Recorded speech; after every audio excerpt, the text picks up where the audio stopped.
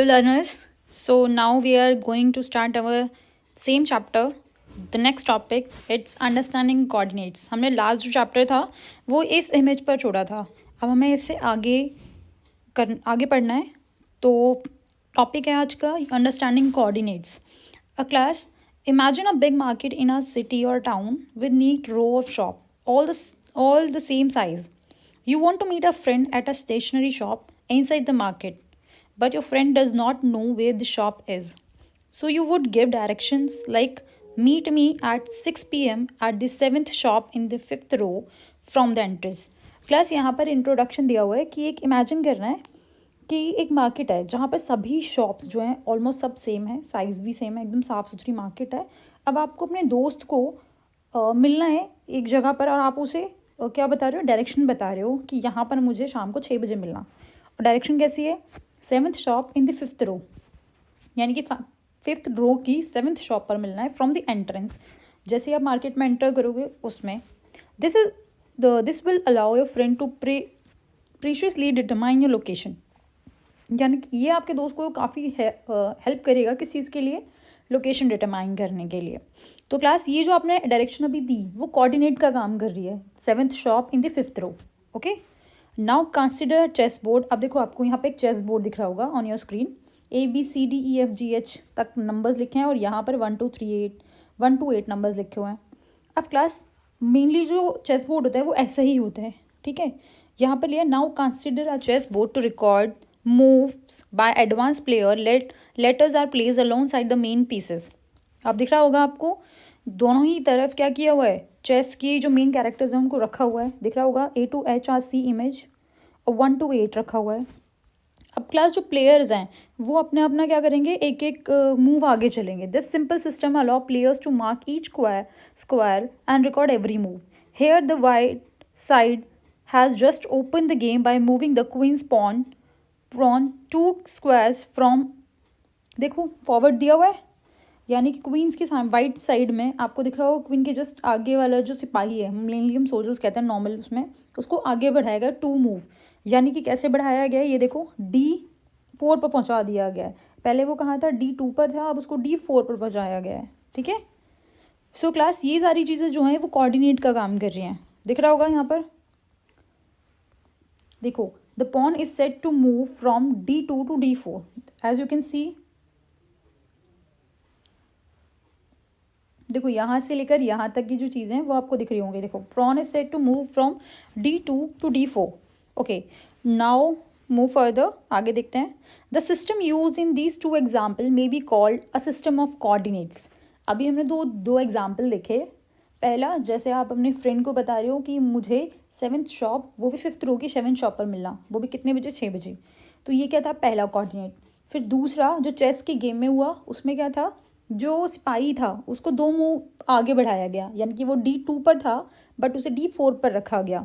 So class ये दोनों चीज़ें क्या शो कर रही हैं हमें, ये कोऑर्डिनेट शो कर रहे हैं, ठीक है. So simply the system in use these 2 examples may be called the system of coordinates. तो क्लास अब यहाँ पर क्या दिया है, एक डेफिनेशन आ गई हमारे पास कोऑर्डिनेट्स की. डेफिनेशन क्या है, कोऑर्डिनेट्स.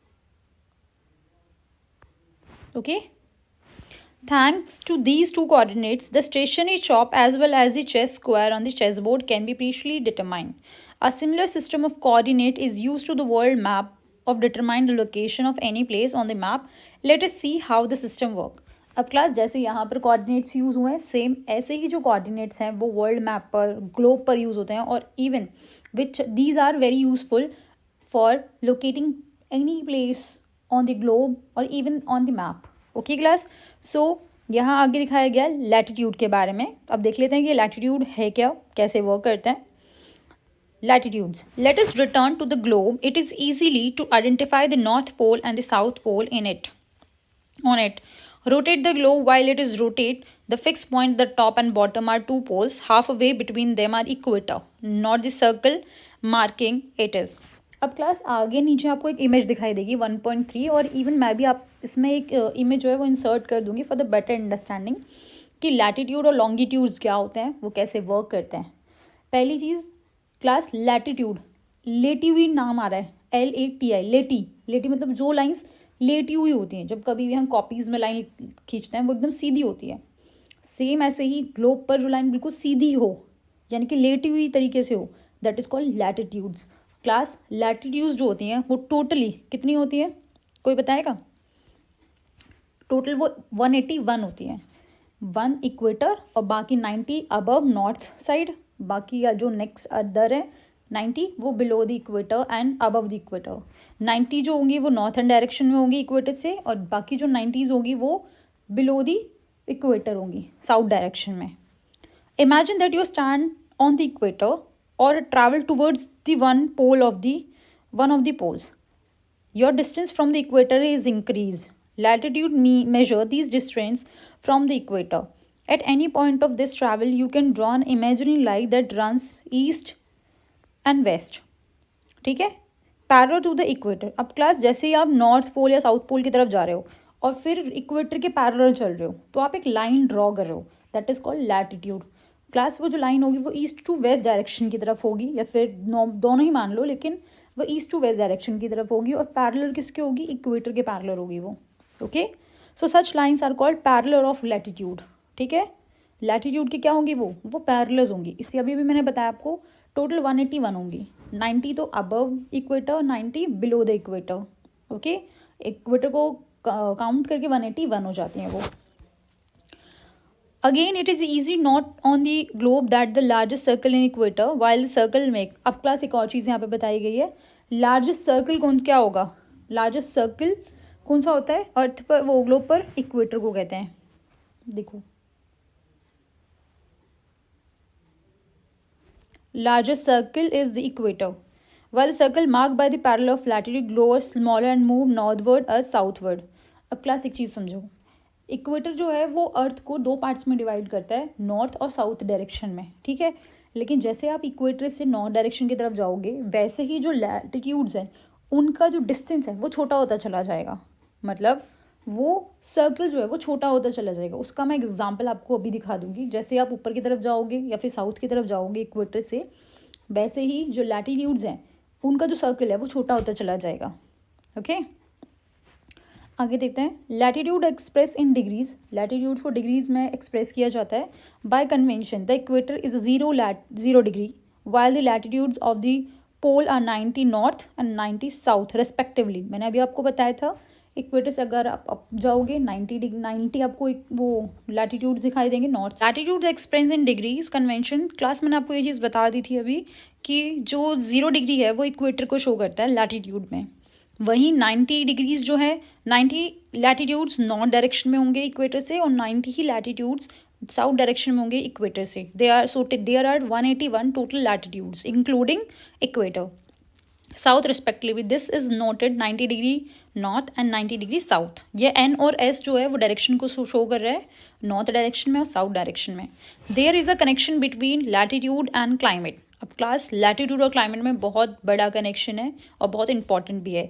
जैसे आप बड़ी बड़ी क्लासेस में जाओगे, अभी आप 6 में हो, देन 7th फिर 8th फिर 9th, वैसे आपको समझ आता रहेगा कि लैटिट्यूड जो है वो क्लाइमेट को कैसे अफेक्ट करता है और कैसे रिलेटेड है। Around the equator the climate is generally hot, it is called the torrid. Class यहाँ पे 3 टाइप के जोन होते हैं। ग्लोब पर आपको 3 जोन दिखाई देंगे, पहला टॉरिड जोन, फिर टेम्परेट जोन और फिर फ्रिड जोन। ओके, तो जो एरिया इक्वेटर के पास होगा, यानी कि इक्वेटर से 0 डिग्री से 10 डिग्री अबव और 10 डिग्री साउथ में, यानी कि 10 डिग्री नॉर्थ और साउथ दोनों में जो जोन होगा वो बेसिकली टॉरिड जोन होगा, और बहुत ज़्यादा वहाँ गर्मी होगी और वहाँ सबसे ज़्यादा बारिश भी वहीं होगी। ठीक है, तो इक्वेटर के पास ज़्यादा गर्मी होती है। जो भी एरिया इक्वेटर के पास होता है वो जनरली हॉट वेदर जो है वो फेस करता है। As you travel from the equator towards the two pole, in the other word, our latitudes increasing and the climate become more moderate, temperate, and the closer to the north or south pole, the climate grows colder or frigid. You will learn in science why this is so, and also why experience different season in the course of year. अब class मैंने अभी आपको बताया globe पर 3 zone होंगे। पहला कौन सा होगा? पहला होगा torrid zone, then temperate zone, then frigid zone. इससे रिलेटेड एक इमेज होगी, वो मैं आपको अभी शो कर दूंगी, तो आप उसमें देख लेना कि 3 टाइप के जोन कौन कौन से होते हैं। ओके, ताकि आपको कोई कन्फ्यूजन भी ना हो और बेटर अंडरस्टैंडिंग हो। नाउ क्लास, यहाँ पर एक अच्छी खासी इमेज दी हुई है आपके बुक में, वो कौन सी है? देखो, काफ़ी अच्छा एक ग्लोब दिखाया हुआ है, एज यू कैन सी। इसके अंदर इक्वेटर दिख रहा है, देखो यहाँ पर ये इक्वेटर है, ठीक है। इक्वेटर जो है वो अर्थ को यानी कि ग्लोब को दो पार्ट्स में डिवाइड करा है, वो भी नॉर्थ और साउथ में। दो हेमिस्फेयर्स हैं, नॉर्थ हेमिस्फेयर और साउदर्न हेमिस्फेयर, ठीक है। वहीं यहाँ प्राइम मेरिडियन है जो कि क्या है? लैटिट्यूड है, वो लॉन्गिट्यूड है। प्राइम मेरिडियन जो है वो लॉन्गिट्यूड है। लॉन्गिट्यूड लॉन्ग होती है, लंबी। लॉन्ग से पता चल रहा है, लॉन्ग साउंड कर रहा है किसको? लंबी। कोई भी चीज़ लॉन्ग होती है, लंबी होती है, तो ऊपर से नॉर्थ टू साउथ डायरेक्शन में जो लाइन आ रही है दैट इज कॉल्ड लॉन्गिट्यूड, ठीक है। अब क्लास ये जो है ये अर्थ को इक्वली दो पार्ट्स में डिवाइड कर रही है, but eastern hemisphere and western hemispheres में, ओके। दिख रहा होगा एज यू कैन सी, आपकी बुक में भी होगा। अब लॉन्गिट्यूड्स पर आ जाते हैं। जैसे लैटिट्यूड्स हैं वैसे ही लॉन्गिट्यूड्स हैं, but class always remember longitudes counting में डबल होती है किसके? लैटिट्यूड से, ठीक है। Imagine now your travel from north pole to south pole by the shortest possible line. Observe the globe. You will see the instant of passing through Europe and Africa, you could just a wall pass through Asia, distance would be the same.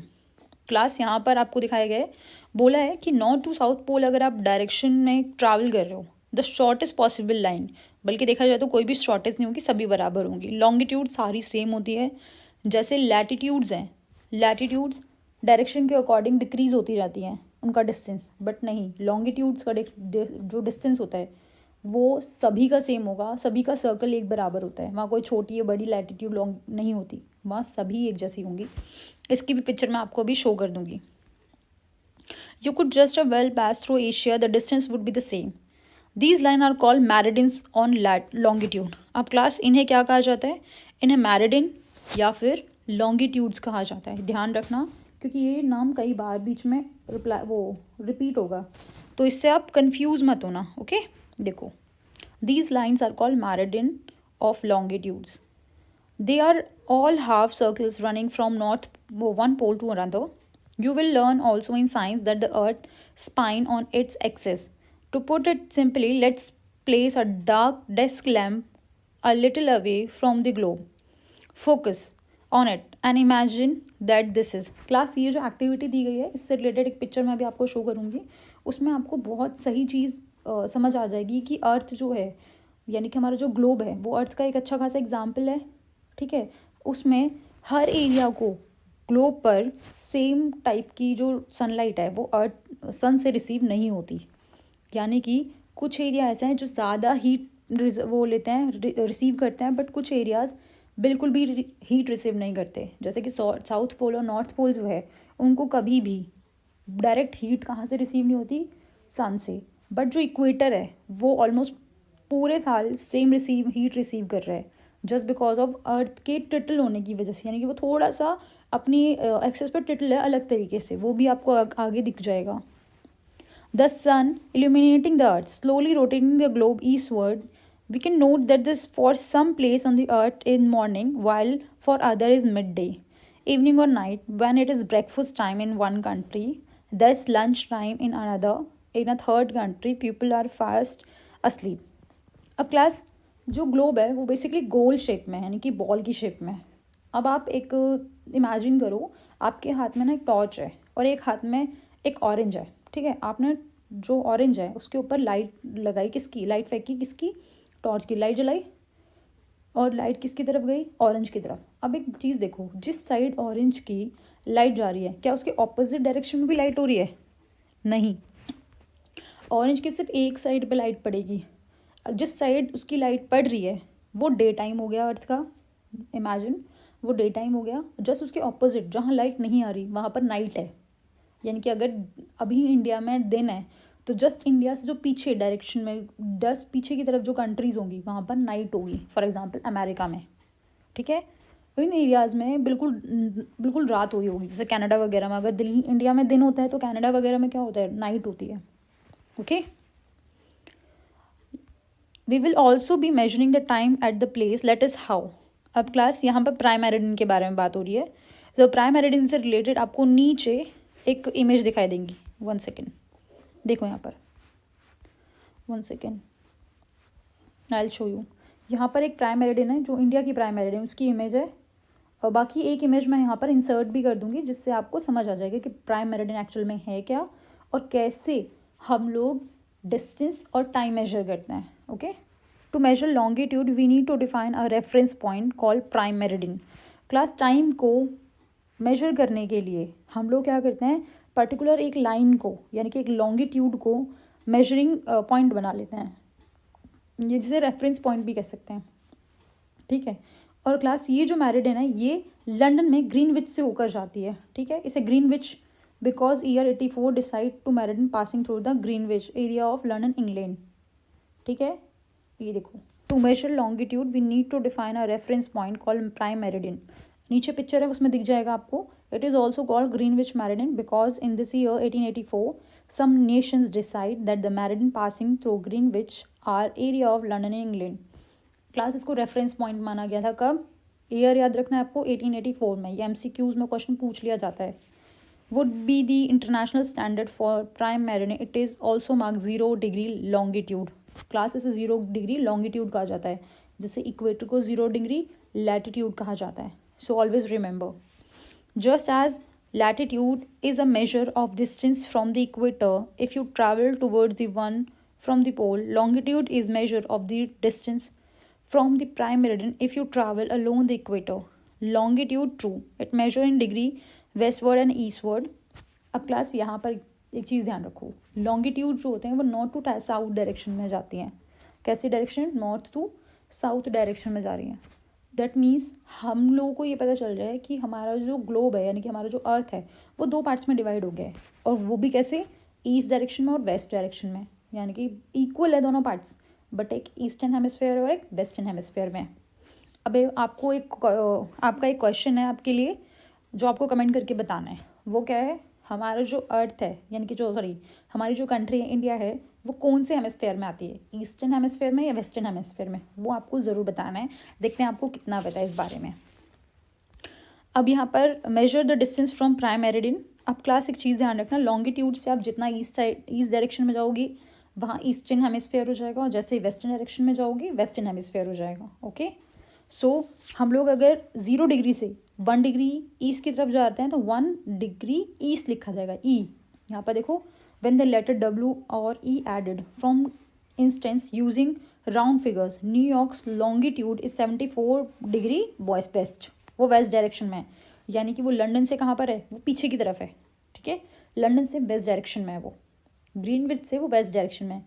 वहीं India किस direction में वो आपको बताना है। Delhi is 77 degree east and Tokyo is 140 degree east. Okay, देखो Tokyo कहाँ पर है, जापान की क्या है, ये कैपिटल है टोक्यो, जो 140 डिग्री ईस्ट डायरेक्शन में। ठीक है, अब क्लास इससे आगे का जो है वो हम नेक्स्ट क्लास में अपना पढ़ेंगे। इससे रिलेटेड कोई भी अगर आपको क्वेरी हो, कोई भी क्वेश्चन हो या फिर कोई कन्फ्यूजन हो, then please let me know, ताकि मैं उसे नेक्स्ट क्लास में आपको बता सकूँ। ओके, और अगर आपको ये वीडियो अच्छी लगी हो तो please like, comment and subscribe, it will motivates me. Okay, bye bye.